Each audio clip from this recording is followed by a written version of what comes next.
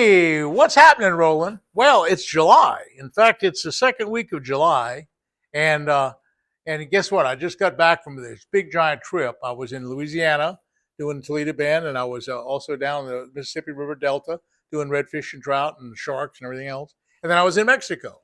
So I just got back the other day, and I'm now putting together shows because I got to send everything together. And what we have this big setup, and it's a green screen thing, and I have all these monitors and I have all these cameras, and I sit down there and I have to do a voiceover thing on all the footage and all the film work, and I've been working here in the shop for the whole time. But one of the things I wanted to talk about, because I don't have much fishing going on this week, other than what I did last week, and that was I got to talking about Toledo Bend Reservoir. Now that was kind of the inception of my first tournament, my very first tournament. In fact, if you look up here on the wall, I have some runner-up deals right up here. If you can notice, it's hard to see it, but that very first tournament, way at the top, it says Toledo Bend Invitational, and it was a 15 bass limit. That was the very first tournament I ever fished in February of 2000. No, February of 1970. It was 1970. What a time to fish. Well, then I came back, and here, speaking of Toledo Bend again, because I was just there last week, and I was catching up with this guy Josh Sykes. And I came back here in 1981 on a tournament that I won. I won that tournament. And in fact, I set a record. It was so cool. I went all the way up from Housen Bayou, which is lower end of the lake. I went 65 miles up through the timber, to past Pisons, all the way to Circle Drive. It's like 60 miles through the timber thing. I had 4 or 5 guys following me, like Ricky Green and a couple guys, and they never made it. They hit stumps and knocked their boats all crazy, and they never made it up there. I made it all the way up and all the way back, and in 3 days, I set a record. I had the most fish. I had the 21 bass. It was a 7 bass limit then. 21 bass that weighed 87 pounds. That was the limit then. Okay. So anyway, so that was really a cool deal. Then this last week, when I was fishing Toledo Bend, and why it all came about, was we were using forward-facing sonar. And I have this guy, Josh Sykes, who I just got finished doing some film work with him, and I did all the green screen.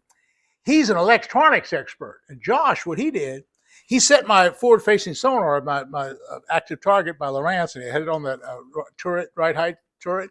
And he got it all adjusted perfect. We went out there and we found schools of small bass. They weren't real big, but we found fish after fish after fish. And he's got me all adjusted and all ready to go. Anyway, when I started talking about Toledo Bend, I started thinking about the Bass Angler Sportsman Society, and just how it all started. And my big pivotal role in the Bass Angler Sportsman Society. See, because I didn't know what to do. When I was back in 1970, I was guiding at Santee. I'd be recuperated from a big wreck I'd had with my parents over in Europe, where my parents were killed in a big wreck. That was another big story back in the 66 or so. So I'd been at Santee Cooper guiding for many years, and so Ray Scott would call. Ray Scott was the founder of the Bass Angler Sportsman Society. Ray would call. He'd say, Roland, I got a big tournament coming up at some lake, like Beaver Lake in Arkansas. And I'd ask him, Ray, this was before I ever fished a tournament, being in 1967, 1968, 1969. I said, Ray, what size fish do you catch? And he said, oh, yeah, we just catch little ones. See, I was fishing for big trophy bass in 1968 and 69. Santee Cooper was alive and well, lots of big 8-pound bass, just hundreds of big bass. And so I had trophy fish on my mind. Trophy fish was all I could think about.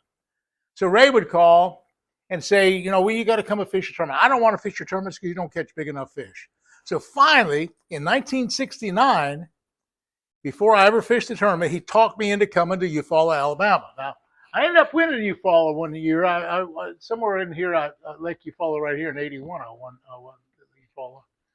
But I also won Eufaula in Oklahoma. That's another Eufaula. But anyway, this Eufaula, Alabama, was full of big giant fish. And he said, "Come on and look at this. Look at the tournament." So I went, and this was before I was working for bass. It was before I'd fished a tournament. It was just coming to see what a tournament was all about. Ray talked to me so well, and he took me aside. He sold me the second lifetime membership. Don Butler bought the first lifetime membership. Back in 1969, $100 was a lot of money. And I reached in my pocket and I said, Roland, this bass angler gives me $100. Just give me $100 and I'll make you a life member. Well, now a life membership is about 5 times or 10 times that. I don't know if you could even get a life membership. But anyway, I'm a life member. And starting in 1969, I hadn't even fished a tournament. So anyway, that was my first tournament that I ever fished. I finally said, "Okay, Ray," after I saw all those big bass that you follow, "I'll come back and I'll fish Toledo Bend." Well, at the time, they didn't have a cutoff. And here was the thing about bass. They had all sorts of rules and regulations. And now there's many, many rules and regulations, or what they call the Roland rule. When I did so well in Toledo Bend, the main reason when he asked me, he said, "Why did you do so well with second place the first tournament you ever fished?" I said, "Well, Ray, you have no cutoff." And I came over here a couple of weeks early because I wasn't guiding at Santee. I could just come over and fish all the time and get everything figured out. And sure enough, I was fishing with Bobby Murray and Forrest Wood and Bill Dance and all these big famous guys. Jerry McInnes, all these major guys. Anyway, I learned a lot about my fishing. One thing that I did when I came to Toledo Bend, I'd been guiding at Santee and I'd been fishing for striped bass. And I had all these spoons.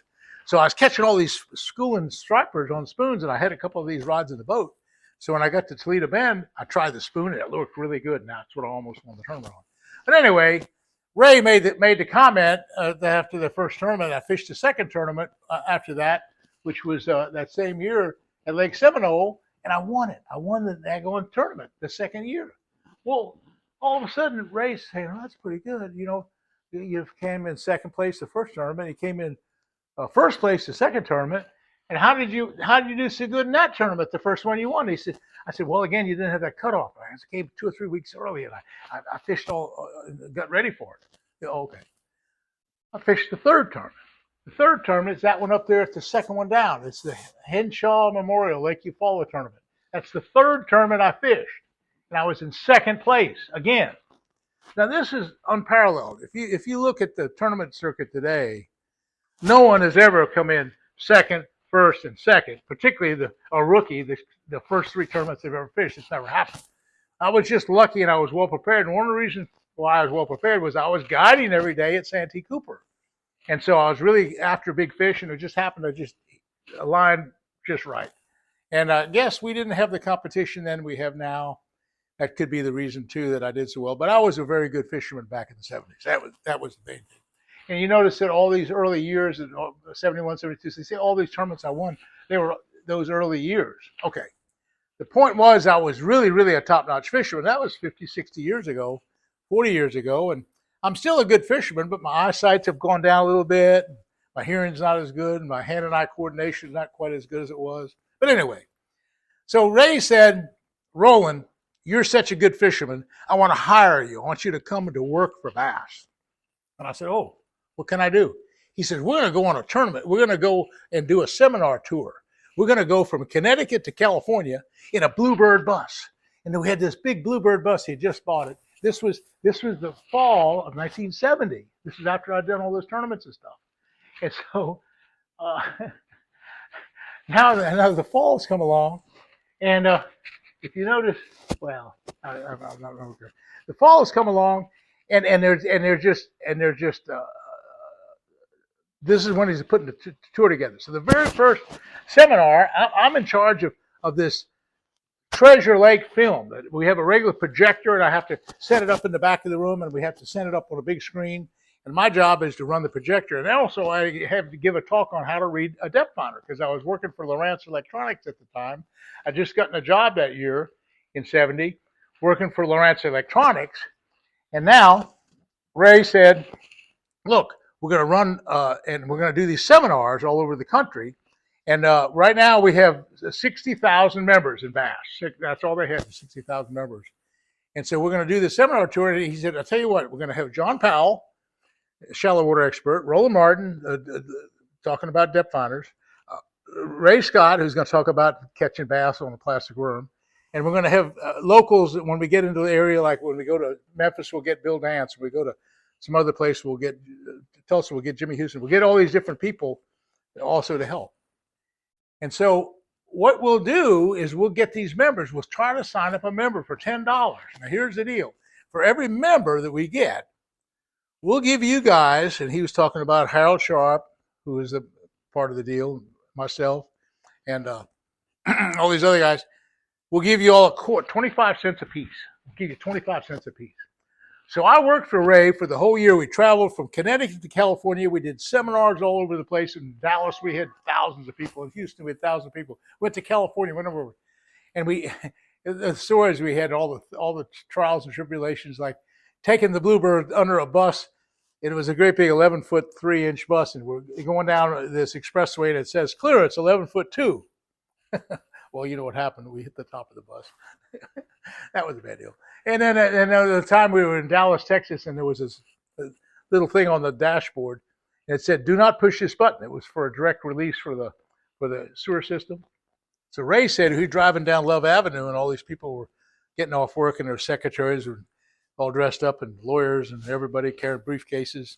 And he said, "I wonder what this button is." And he hit the button, and all this sewer slop started shooting out the side of the bus. This old green shit water or crummy water from the sewer system. Anyway, it was terrible. So raced out of there. He says, "I got to get out of here." So he's racing down Love Avenue trying to get away from the crowd because he knows he's going to get arrested. That's just one of the many, many stories that happened on the Bluebird bus. But anyway, we went to all these different seminars, and at the end of the year, we ended up putting together 100,000 more people.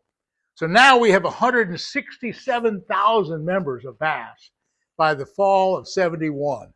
By the fall of 71, we now have gained over 100,000. And my share at 25 cents a member is now $25,000. I make $25,000 plus Ray was going to pay me $25,000. That's $50,000 plus, I don't know. I just kept going. All of a sudden I got money. I got the first money I've ever had in my life. My parents, like I said, had passed away from that big wreck in Europe, and I had some insurance money. So now I have a bunch of money in the bank. I got $100,000, you might say. So now it's time to launch my television career. But first of all, I just want to talk about the Bass and the Bass Angler Sportsman Society and how pivotal that was in being a success for me, because it was the springboard of opportunity. Getting with Ray Scott and his ideas. He'd sit in a bathtub at night with a big legal pad, and all he'd do is, and for an hour, he'd just sit there and he'd just scribble stuff. Bass Research Foundation, Walter Burrow usage fee, and the Corps of Engineers stuff, and he just all these different ideas he'd have all worked out. Bass clubs. He would do it while he's sitting in the bathtub. He'd always have to have a bathtub wherever we stayed. If we didn't stay in the Bluebird bus and we were in a motel, he had to have a bathtub so he could sit there for a whole hour writing stuff down. And only about 1/2% of it ever came to fruition. But he was a thought man. He was an idea man. He was a man of principle. He's much like Johnny Morris. These guys are visionary people. Johnny Morris and Ray Scott were just phenomenal in that respect. And so, anyway, that's where I earned my early career. I hooked my saddle up with Ray Scott. I knew that was the train to take. Getting with the Bass Angler Sportsman Society, opening those doors, the springboard of opportunity for me to get started in the industry. Get with Ray, get with the tournament trail, establish credibility, and do all the things that I'm doing in the outdoor field. And that's kind of where it all goes. So I owe so much to the Bass Bass Angler Sportsman Society. I owe so much to Ray Scott as well. Unfortunately, he passed away a couple of years ago. My good friend and mentor as well. Anyway, folks, that's kind of what's happening with me, just thinking about the old times and my contribution to Bass and the contribution to help my career. And that's kind of where it all is right now, and still going strong. We'll see you again soon. Hey, thanks for watching. Hit that likes button.